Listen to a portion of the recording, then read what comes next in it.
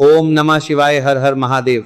सभी लोग जानते हैं कि 13 अप्रैल 2026 वैशाख महीने में पड़ने वाली कृष्ण पक्ष वरुथिनी एकादशी और वैशाख महीने की सोमवार व्रत है और हमारे हिंदू धर्म में इसका बहुत ही बड़ा और विशेष महत्व होता है। अगर कभी भी मौका लग जाए और वैशाख महीने का एकादशी सोमवार के दिन पड़ जाए तो आप लोगों को सिर्फ और सिर्फ तुलसी की सूखी लकड़ी वाला उपाय तो अवश्य ही करना चाहिए। इन दोनों का संयोग बहुत ही कम आता है। इसी के साथ में गुरुजी ने अपनी शिव पुराण कथा में बताया है कि इस दिन आपको तुलसी की सूखी लकड़ी वाला उपाय तो आपको अवश्य ही करना चाहिए, क्योंकि ऐसा दिन पूरे साल में सिर्फ एक ही बार आता है। और दोस्तों, आप सभी लोग जानते हो कि सोमवार एकादशी का अगर सबसे बड़ा कोई उपाय है तो वह तुलसी की लकड़ी वाला उपाय है। तो दोस्तों, सोमवार एकादशी के दिन आप लोगों को इस तुलसी की सूखी लकड़ी वाला उपाय को जरूर करना है। बहुत सारे लोग होंगे जिन लोगों ने इस उपाय को ना किया हो, मतलब पूरा साल निकल गया, उन्होंने किसी भी दिन इस तुलसी की सूखी लकड़ी वाला उपाय को ना किया हो। पर दोस्तों, आपके पास एक आखिरी मौका बचा हुआ है, जो कि सोमवार एकादशी के दिन है। इस दिन आप लोगों को इस वाले उपाय को जरूर कर लेना है। भले ही आपने पूरे महीने भर इस उपाय को ना किया हो, पर अगर आपने इस वैशाख महीने के सोमवार एकादशी के दिन अगर इस वाले उपाय को कर लिया तो आपको इस उपाय को करने का वो फल मिलेगा जिसकी आपने कभी कल्पना भी नहीं करी होगी। इसीलिए आप लोग इस वाले उपाय को एक बार जरूर कर लेना है, ताकि आप लोगों के हाथ से ये मौका ना जा सके और आप इस उपाय को का फल मिलेगा। दोस्तों, ये उपाय पंडित जी ने अपनी अभी की ही श्री शिव महापुराण की कथा में बताया है, जिस उपाय को आज हम आपको बहुत अच्छे से समझाने वाले हैं। इस वीडियो को देखने के बाद उपाय को समझने के लिए आपको कोई और वीडियो को देखने की जरूरत नहीं पड़ेगी। तो चलिए दोस्तों, उपाय को शुरू करते हैं। देखिए, ये इस वैशाख महीने सोमवार एकादशी के दिन ये इतना खास होता है, इतना महत्वपूर्ण होता है। देखा गया कभी कभी बड़े बड़े पूजा पाठ अनुष्ठान से जो कि मनोकामना पूर्ण नहीं होते, वहां वैशाख महीने के सोमवार एकादशी के दिन एक छोटे से उपाय करने से ही आपकी मनोकामना पूर्ण हो जाती है। और बहुत सारे लोगों ने इस उपाय को किया भी है, पर उनको इस उपाय को करने का फल भी जरूर मिला है। अगर आप लोग भी पूछी जाए इस उपाय को करना चाहते हैं तो आप इस उपाय को पहले अच्छे से समझ लेना, सुन लेना, उसके बाद करना।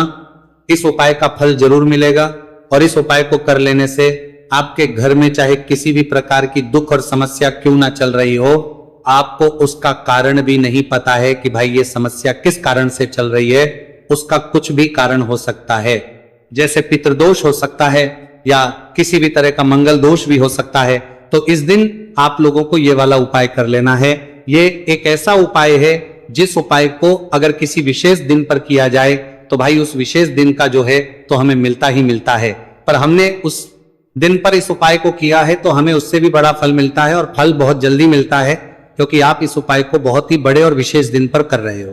तो चलिए अब उपाय के बारे में बात करते हैं, लेकिन उससे पहले आप लोगों को यह जानना आवश्यक है कि आखिर ये उपाय किस समय करना है, किसको करना है और कैसे करना है। तो चलिए हम आगे आपको वीडियो में एक एक कर ये बता देते हैं। लेकिन अगर आप लोग हमारे चैनल पर पहली बार आए हैं या फिर मेरी आवाज आज पहली बार सुन रहे हैं तो हमारे चैनल को सब्सक्राइब जरूर कर दे लेना, और इस वीडियो को लाइक करके कमेंट बॉक्स में श्री शिवाय नमस्तुभयम ओम नमः शिवाय जरूर टाइप कर देना। तो दोस्तों, इस तुलसी की सूखी लकड़ी वाला उपाय को हमें सोमवार एकादशी के दिन कैसे करना है, किसको करना है, किस समय करना है और कहां पर करना है, ये सारे सवालों के जवाब आपको इस वीडियो में मिल। और जो ये वीडियो देखिएगा भाई, उसको तुलसी की सूखी लकड़ी वाला उपाय जरूर करना चाहिए, क्योंकि इस दिन काला तिल का भी बहुत ही बड़ा और विशेष महत्व होता है। और जब बात आ जाए तुलसी की सूखी लकड़ी वाला उपाय की, तो ये सोने पर सुहागा वाली बात हो जाती है और ये बहुत ही बड़ा उपाय होता है। अब दोस्तों, इस तुलसी की सूखी लकड़ी उपाय को आखिर करना किसको है, सबसे पहले हम लोग वो बात जान लेते हैं। तो देखो, घर की जो बड़ी माताएं बहन होती हैं, उन माताओं बहनों में से कोई भी एक बड़ी माता बहन इस वाले उपाय को कर सकती है। और दोस्तों, अगर आप चाहें तो अपने घर में से सभी सदस्यों को भी इस उपाय को करवा सकते हैं।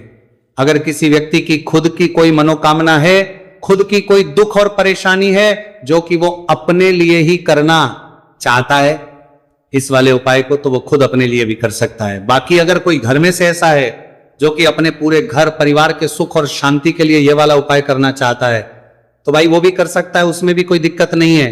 कहने का मतलब यह है कि इस उपाय को हर एक सदस्य भी कर सकता है। और पूरे घर परिवार के सदस्य के लिए, घर की बड़ी माताओं बहनों में से कोई एक माता बहन भी कर सकती है।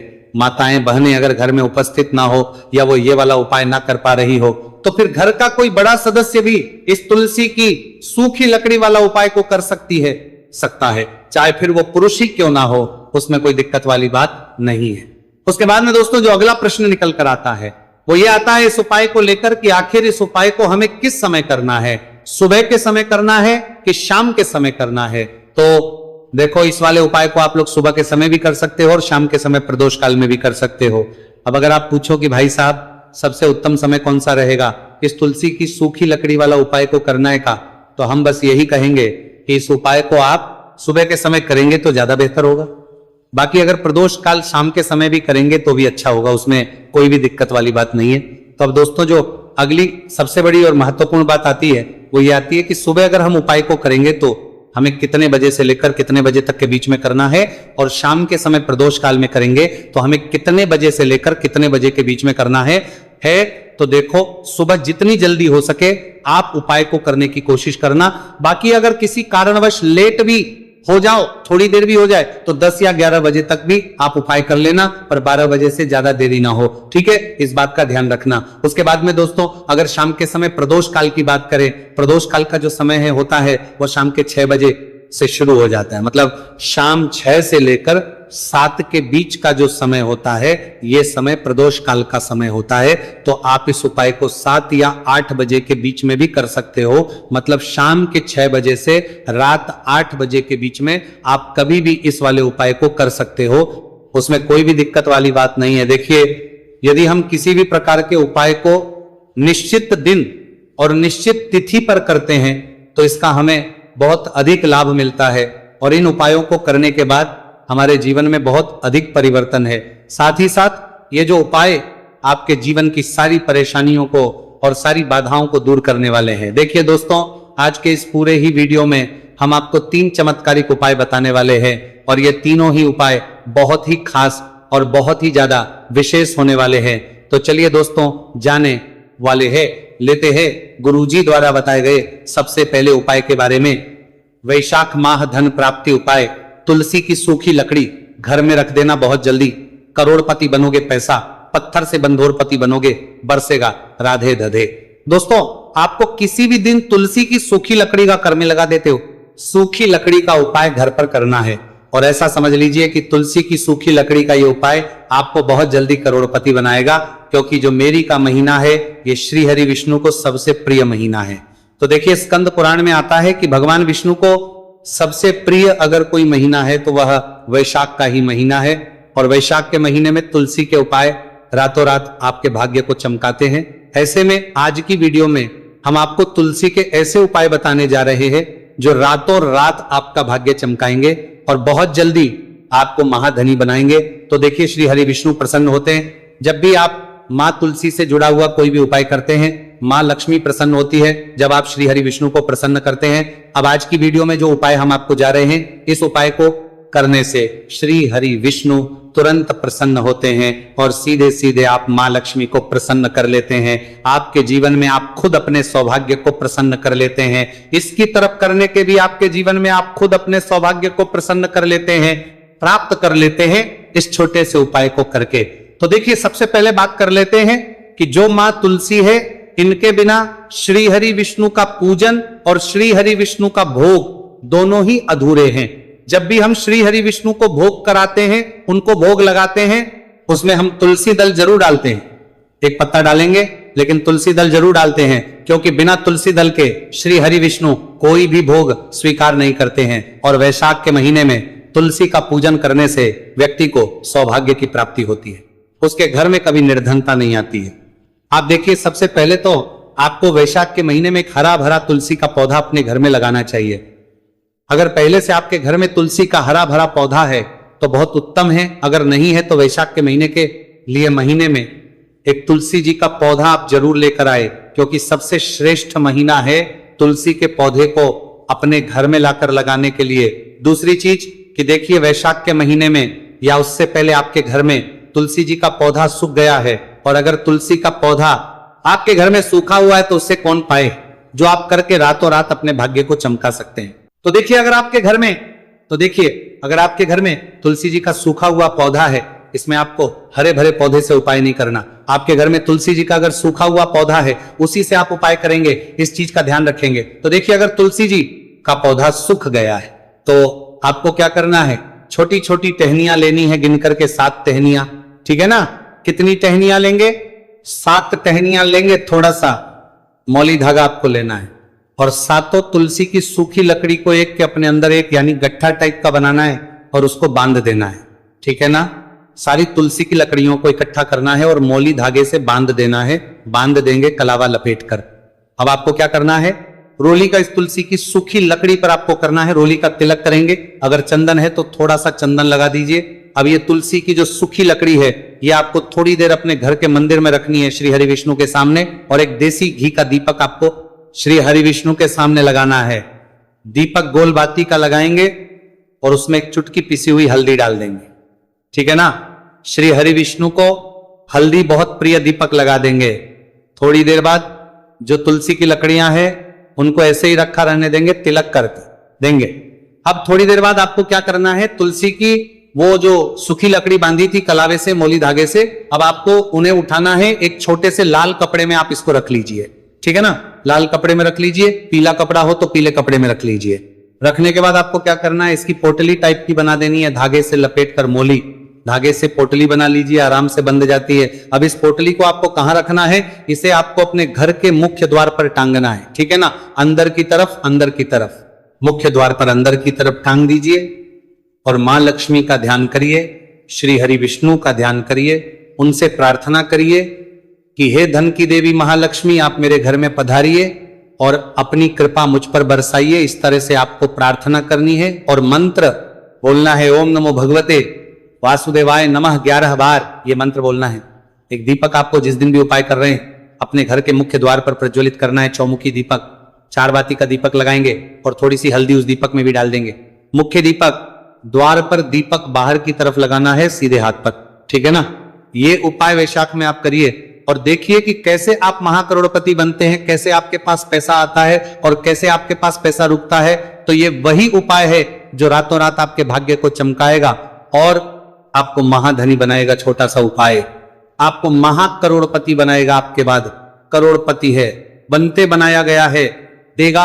अगर सच्ची श्रद्धा से आपने इस उपाय को कर लिया, साथ ही साथ वैसे उपाय के पूरी सच्ची श्रद्धा के साथ जब कोई भी उपाय करते हैं ना, उसमें यह महत्व नहीं रखता है कि आप बड़ी पूजा करते हैं, छोटी पूजा करते हैं, बड़ा उपाय करते हैं, छोटा उपाय करते हैं। उसमें सच्ची श्रद्धा का होना और आपके विश्वास का होना, भगवान के ऊपर पूरा विश्वास करके जब आप कोई भी उपाय करते हैं ना, आपका उपाय सफल होता ही होता है।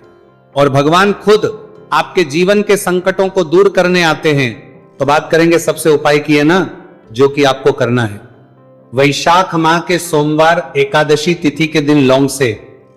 अब देखिए जो सबसे पहला उपाय आपको बताने जा रहे हैं, इस उपाय को अगर आप करते हैं तो आप अपने जीवन में जो भी भगवान से मांगेंगे ना कि हाँ मुझे ये चीज चाहिए, है ना, मेरी ये मनोकामना है, ये पूरी नहीं हो रही है, भगवान आप मेरी इस मनोकामना को पूरा कर देना। तो आपकी मनोकामना पूर्ति के लिए आपको ये पहला उपाय करना है वैशाख माह के सोमवार एकादशी तिथि के दिन। तो देखिए आपको करना क्या है, यहां पर आपको 2 फूल वाली लौंग लेनी है। एक भी लौंग उसमें से खंडित ना हो, टूटी हुई ना हो।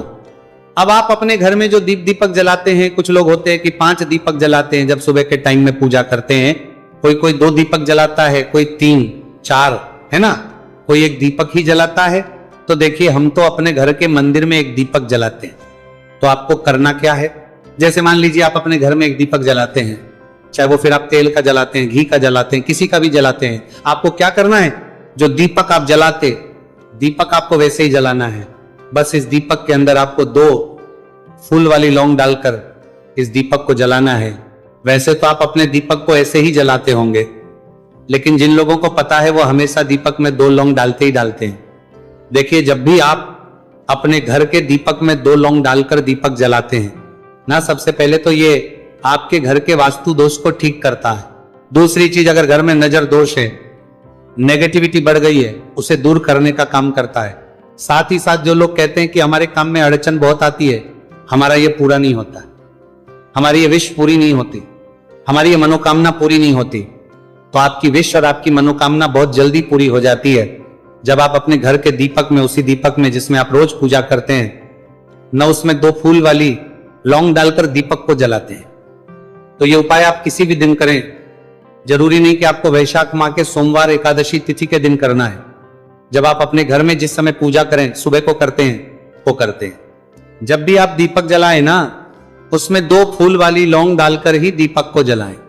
इस उपाय को आप एक बार करके देखें, इसका रिजल्ट आपको बहुत ही पॉजिटिव मिलेगा और आप देखेंगे कि आपके घर से नजर दोष भी पूरी तरह दूर हो जाएगा, वास्तु दोष भी दूर होगा और हमेशा आपके घर परिवार की रक्षा, ना आपके जीवन के जितने भी कष्ट हैं उन्हें दूर करके भगवान हमेशा आपके घर परिवार की रक्षा करते हैं और मनोकामना आपकी होती है। जब इस तरह से आप दीपक जलाकर भगवान से कुछ भी मांग लेते हैं, तो देखिए पहला उपाय था ये, अब जल्दी से बात कर लेते हैं।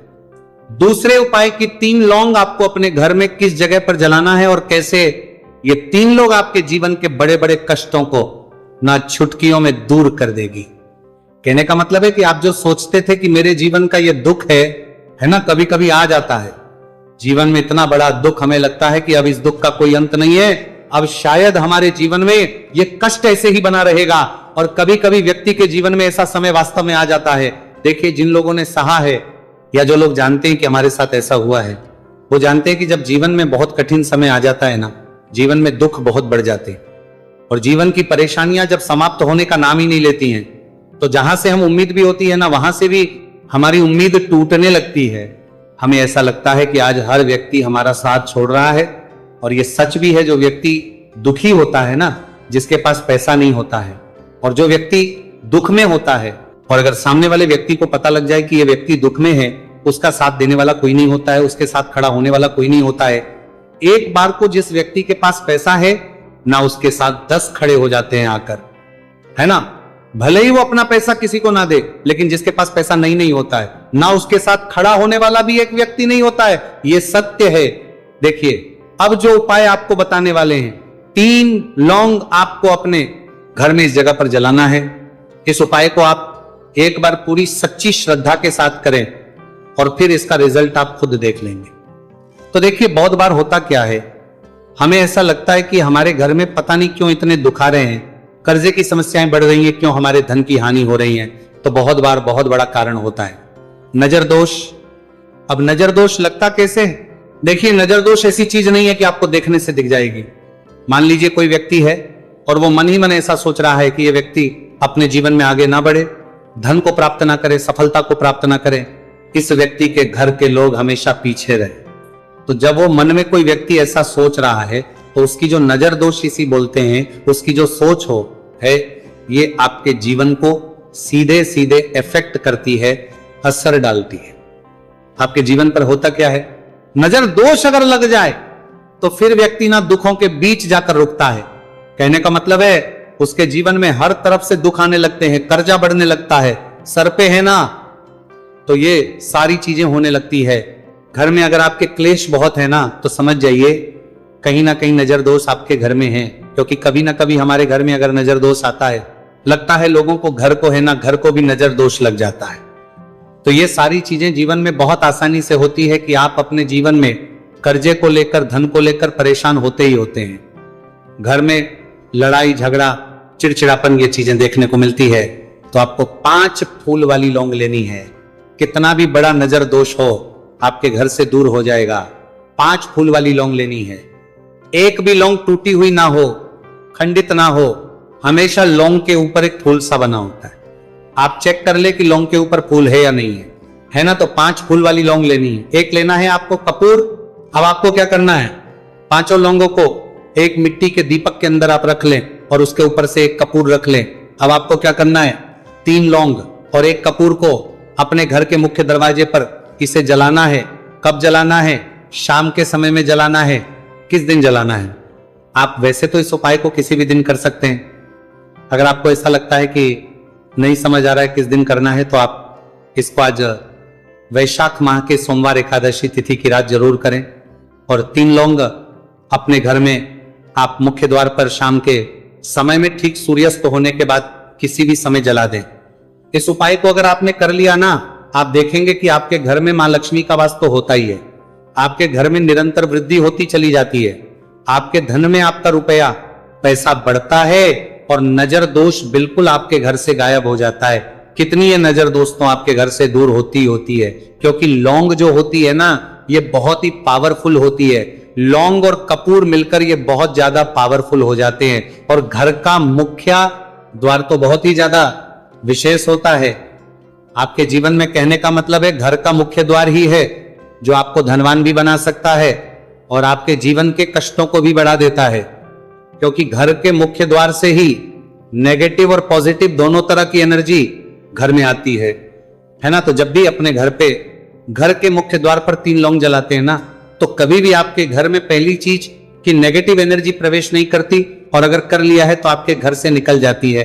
और ऐसे घर में जो लोग अपने घर के मुख्य द्वार पर लौंग और कपूर जलाते हैं ना, हमेशा मां लक्ष्मी वास करती है, क्योंकि लौंग और कपूर जलाने से आपके घर की पॉजिटिव एनर्जी, सकारात्मक ऊर्जा बढ़ती है, और जहां सकारात्मक ऊर्जा बढ़ती है ना, हमेशा उस घर में देवी देवताओं वास होता है। तो देखिए, श्री हरि विष्णु के साथ मां लक्ष्मी को अपने घर में बुलाएं, उनसे प्रार्थना करें, मुख्य द्वार पर दीपक जरूर जलाएं। कभी भी आपके घर में निर्धनता और गरीबी वास करती ही नहीं है।